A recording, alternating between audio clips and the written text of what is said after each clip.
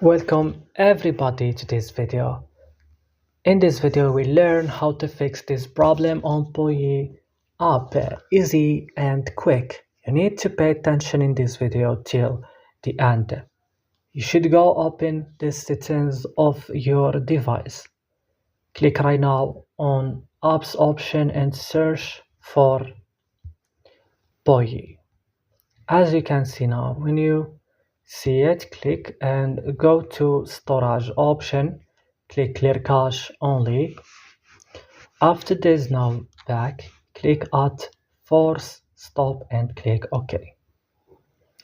So click at battery, click optimize it. You have to allow it on optimized mode.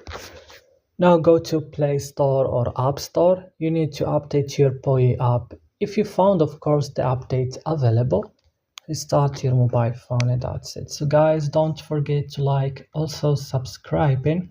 See you in another tutorial.